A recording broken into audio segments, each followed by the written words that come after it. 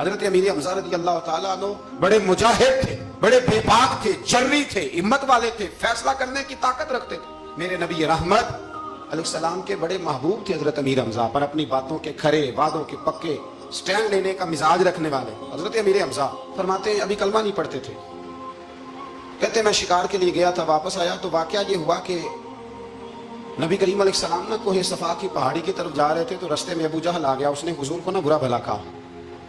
میرے نبی کریم علیہ السلام نے نا آج اس کے جواب میں خاموشی اختیار کی۔ خاموشی بہت بڑا طوفان ہوتی ہے، چپ رہنا بہت بڑا طوفان ہوتا ہے۔ حضور خاموش ہو گئے، مکمل کوئی بات نہیں، حضور دیر تک خاموش رہے۔ نبی کریم علیہ السلام جب خاموش رہے تو سر پٹایا اور اس کے ہاتھ میں ڈنڈا تھا، حضور کے سر اقدس پر دے مارا۔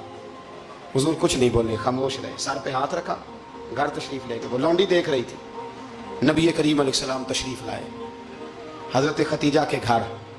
اتنی دیر میں حضرت امیر حمزہ آئے تو اس لونڈی نے نا جناب امیر حمزہ کو مخاطب کیا، چونکہ اس نے حضور کو بھی دودھ پلایا تھا اور جناب امیر حمزہ کو بھی برابر کی محبت تھی، رضائی والدہ تھی۔ حضرت امیر حمزہ کو دیکھ کے کہنے لگی امیر حمزہ کہاں سے آ رہے ہو؟ کہا شکار کھیل کے آ رہا ہوں۔ فرمایا کیا فائدہ تیری بہادری کا، کیا مطلب ہے تیرے اس سارے کارنامے کا، کہا ہوا کیا؟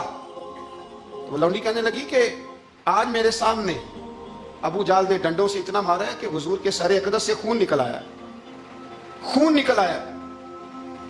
مجھے پتہ ہے ابو جہل یہ ظلم اس لیے کرتا ہے کہ محمد ابن عبداللہ کے والد موجود نہیں۔ آج اگر ان کے والد ہوتے، دادا عبد المطلب ہوتے تو پھر میں دیکھتی تھی کون ان کے قریب آتا۔ یہ لفظ کہے نا تو جناب امیر حمزہ رو پڑے۔ شکار وہیں پھینکا، درخت سے ڈنڈا توڑا۔ ابو جہل بیٹھا تھا حرم مکہ میں، کفار کے درمیان ٹولیاں بنا کے وہاں گئے اور زور سے ڈنڈا اس کے سر پہ مارا، اور ڈنڈا مار کے کہنے لگے تجھے شرم نہیں آتی؟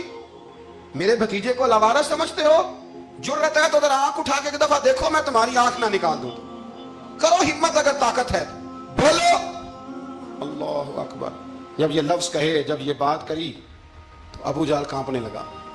کچھ لوگوں نے چاہا حضرت امیر حمزہ کے معاملے میں مداخلت کرنی، پر کہنے لگا چپ کر دو، تمہیں پتہ نہیں یہ شیر بڑا ہے، یہ دلیر ہے، یہ طاقتور ہے، خبردار کوئی بات نہ کرنا۔ اللہ اکبر۔ حضرت امیر حمزہ وہاں سے نہ نکل کے تو سیدہ ختیجہ کے گھر آئے۔ سیدہ ختیجہ الکبریٰ رضی اللہ تعالیٰ عنہ نا نبی کریم کو مرہم پٹی کر رہی تھی۔ حضور نے چچا کا چہرہ دیکھا تو آنکھوں میں آنسو آ گئے۔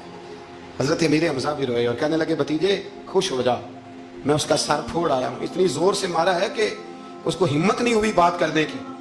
حضرت امیر حمزہ کے جواب میں محبوب فرمانے لگے چچا میں ابو جہل کا سر پھوڑنے سے تو خوش نہیں نہ ہوتا۔ کہا آپ کیسے خوش ہوتے ہیں؟ فرمایا آپ کلمہ پڑھ جائیں میں خوش ہو جاؤں گا۔ تو حضرت امیر حمزہ کہنے لگے کلمہ پڑھنے سے راضی ہو جاؤ گے، خوش ہو جاؤ گے، بس اتنی سی بات؟ فرمایا ہاں۔ تو کہا پڑھاؤ کلمہ، پڑھاؤ کلمہ۔